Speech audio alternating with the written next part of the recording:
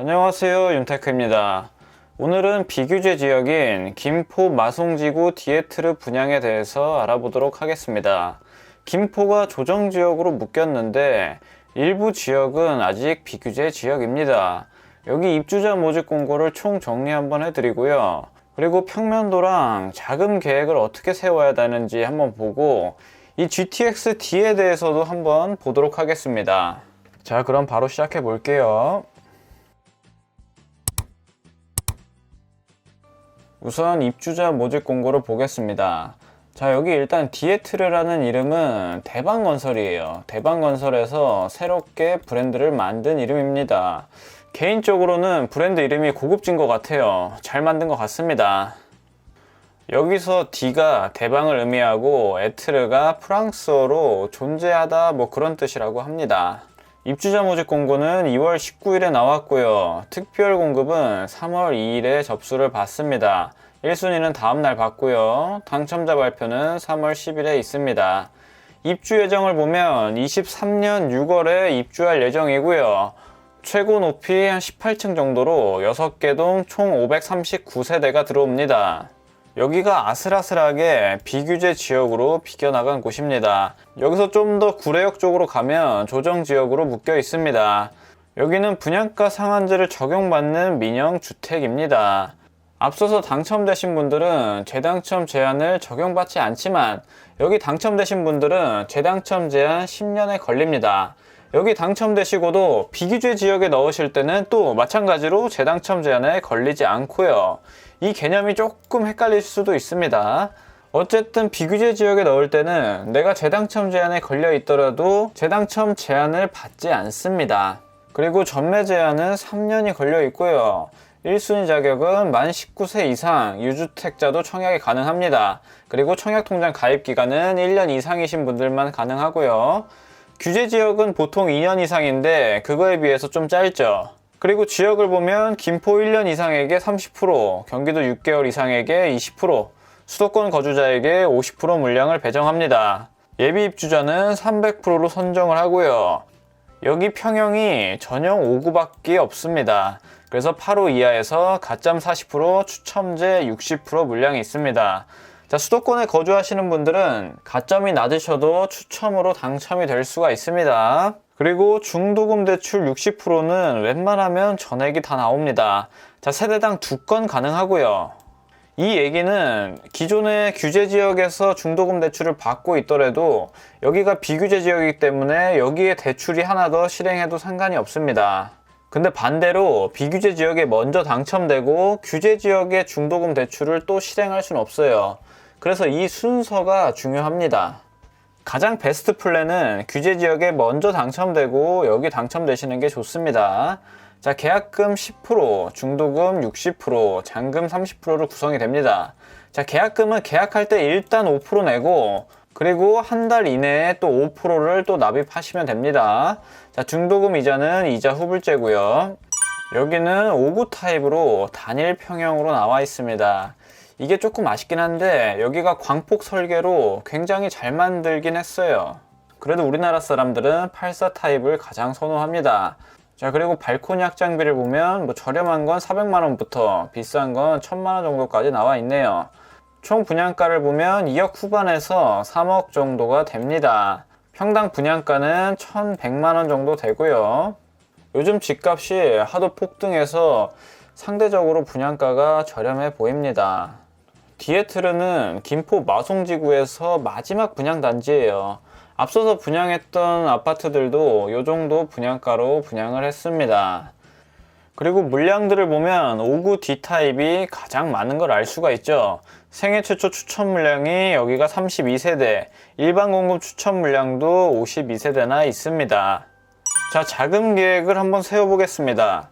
분양가를 3억이라고 잡았을 때 계약금 10%, 3천만 원이 필요하죠. 1,500만 원씩 두 번에 걸쳐서 납입하시면 됩니다. 그리고 중도금 대출 60%가 모두 나옵니다. 그럼 1억 8천만 원이 나오고요. 잔금 때 나머지 30% 9천만 원을 내시면 됩니다. 자, 그럼 입주 시까지 필요한 자금은 3천만 원만 있으시면 됩니다. 여기가 안전마진이 깔려있고 그런 단지는 아니지만 내가 갖고 있는 가용자금이 얼마 없다고 하시는 분들은 여기도 나쁜 선택이 아닙니다.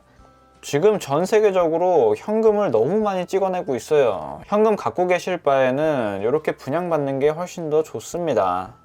어제 뉴스를 보니까 미국에서 또 돈을 찍어낸다고 하고 있네요. 그리고 중국에서도 찍어낸다고 하고 진짜 여기저기서 돈을 너무 많이 찍어내고 있습니다.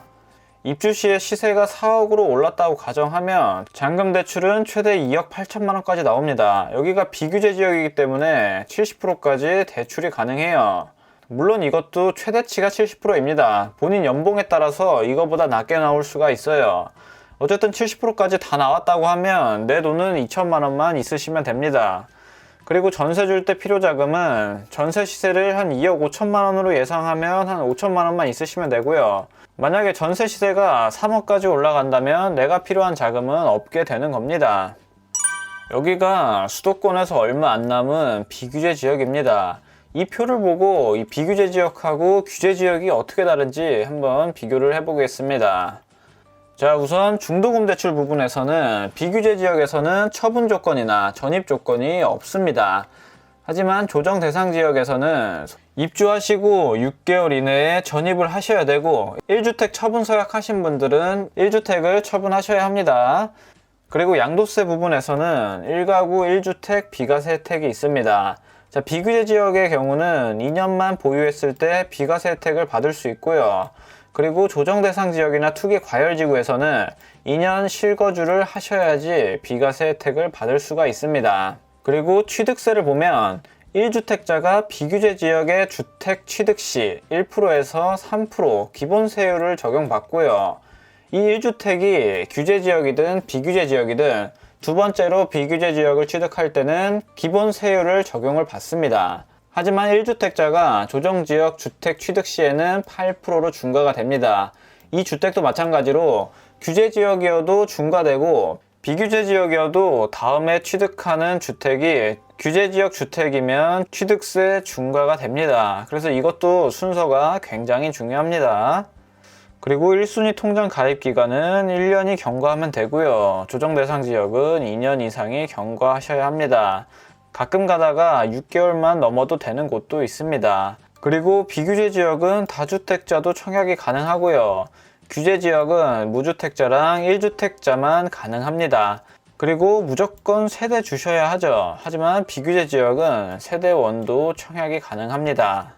그리고 기존 아파트 당첨 여부도 비규제 지역은 상관이 없습니다.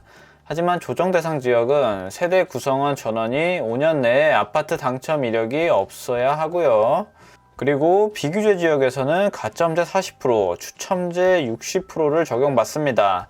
8호 이하일 때 이렇고 8호 초과 물량에서는 100% 추첨제로 선발을 합니다. 그에 반해서 조정 대상 지역은 가점제 75%, 추첨제 25%로 구성됩니다. 하지만 8호 초과에서는 가점제 30%, 추첨제 70%로 당첨자를 선정하고요. 그리고 중도금 대출은 비규제 지역에서는 세대당 2건, 조정 대상 지역에서는 세대당 1건입니다.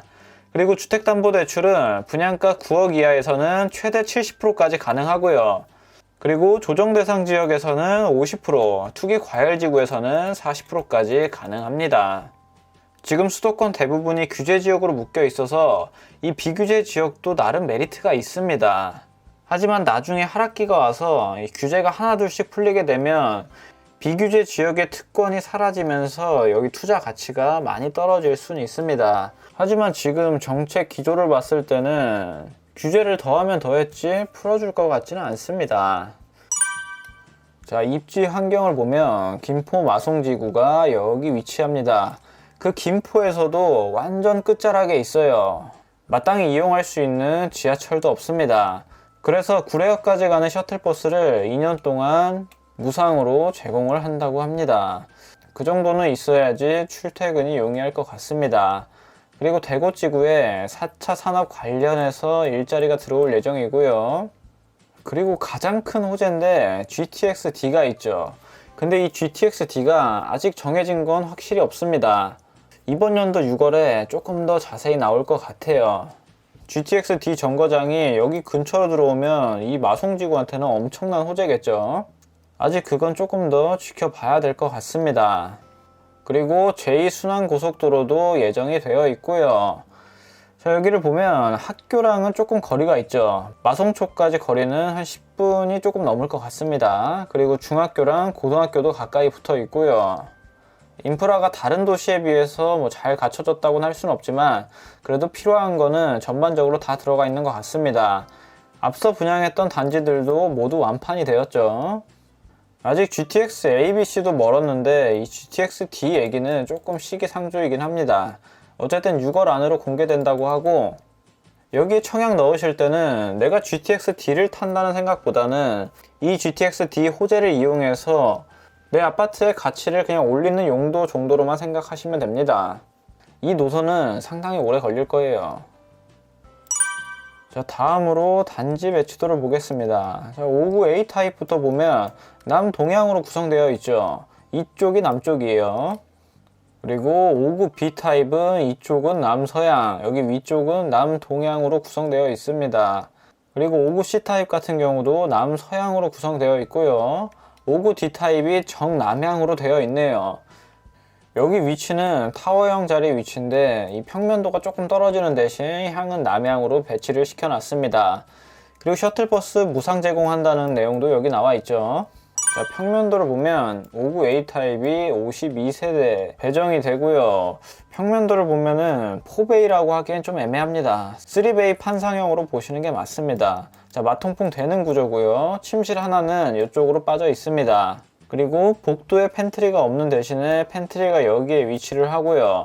특이한 점이 알파룸이 있습니다. 자, 여기가 안방이죠. 보통 이런 알파룸은 서재로 쓰기에 딱 좋습니다. 그리고 드레스룸도 여기에 위치를 하고요. 여기 창도 나 있는 걸 알 수가 있네요. 그리고 59 B 타입은 142세대가 있습니다. 자, 여기도 3베이 판상형이고요. 마통풍 되는 구조고 침실 안에 파우더룸하고 드레스룸이 작게 있습니다. 여긴 알파룸은 따로 없네요. A 타입하고는 알파룸 유무가 다르네요. 그리고 59 C 타입을 보면 135세대고요. 여기는 4베이 판상형으로 잘 빠졌죠. 마통풍 되는 구조고 여기도 드레스룸이 좀 작게 나와 있습니다. 그리고 복도에 팬트리가 좀 작게 나와 있고요. 여기 타입들 주방은 다 D자로 빠져 있네요. 이게 59 타입이긴 하지만 광폭 설계로 조금 넓게 뺀 것 같습니다. 그리고 59 D 타입이 가장 많죠. 210세대입니다. 여길 보면 3베이 타워형으로 빠져 있죠. 보통 2베이 타워형인데 조금 다르게 나왔습니다. 여기 드레스룸은 상당히 작고요. 거실하고 주방을 거의 하나처럼 크게 쓸 수 있을 것 같습니다. 자, 팬트리는 이건 너무 작게 있네요. 팬트리가 좀 애매한 것 같습니다. 자, 그리고 작년부터 이 김포가 굉장히 핫했죠. 비규제 지역인 영향도 있었지만 조정 대상 지역으로 지정된 이후에도 조금씩 계속 오르고 있어요. 그 이유가 이 수요와 공급표를 보면 어느 정도 답이 나옵니다. 2022년부터 2024년까지 이 수요량에 비해서 공급이 부족합니다. 이 영향도 어느 정도 있고 돈을 너무 많이 푼 영향도 있고 뭐 복합적으로 작용한 것 같습니다.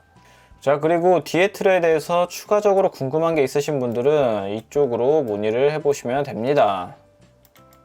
자, 지도를 한번 보겠습니다. 자, 여기가 김포시인데요. 여기까지 조정 대상 지역으로 묶여 있습니다. 하지만 마송지구는 비규제 지역이죠. 정확한 위치는 여기에 분양을 합니다. 그리고 앞서 분양했던 이편한 세상 한번 볼게요. 이편한 세상을 보면 경쟁률이 높지는 않았습니다. 여기는 분양한 지 꽤 됐었고요. 이 김포가 핫할 때 분양했던 게 엘리움 더 퍼스트. 여길 보시면 이 경쟁률이 생각보다 높았습니다. 그래서 여기 모두 완판이 되었고요. 보통 이렇게 완판되고 나면 프리미엄이 형성됩니다. 그리고 또 예전에 분양했던 이 편한 세상 한번 보겠습니다. 여기는 타입이 여기도 작네요. 53 타입은 원래 인기가 없고 59 타입을 보면 그래도 한 5대1 정도의 경쟁률이 있었습니다. 여기 주변에 시세를 비교해 볼 만한 단지는 마땅히 없습니다. 그래도 한번 주변에 있는 오래된 아파트 시세도 한번 보도록 하겠습니다. 자, 여기 마송 현대 아파트, 여기가 뭐 1997년도에 입주한 아파트죠. 이런 데는 너무 연식이 차이가 많이 나서 여기 76 타입 같은 경우가 2억 4천 호가를 부르고 있네요. 근데 여기도 재밌는 게 실거래가를 보면 진짜 많이 안 올랐었습니다. 자, 76 타입을 볼게요. 진짜 많이 안 오르다가 최근에 와서 2억을 넘겼어요. 보니까 거의 거래도 없고 6년 전에도 한 1억 5천대였습니다. 그렇게 지지부진 안 오르다가 갑자기 21년 2월에 확 올랐죠. 그래도 97년대 아파트가 실거래가 2억이면은 어느 정도 메리트는 있어 보입니다. 여기 평면도를 보면 뭐 화장실도 하나밖에 없는 것 같아요. 방 3개에 화장실 하나. 여기 이런 평면도보다는 신축으로 나오는 게 훨씬 좋죠. 자, 여기 김포 마송지구 디에트르도 본인 상황에 맞게 청약을 해야 될지 말아야 될지 한번 고민해 보시길 바랍니다. 오늘 내용은 여기까지 하도록 하겠습니다. 도움이 되셨으면 구독과 좋아요랑 알림 설정까지 부탁드립니다. 감사합니다.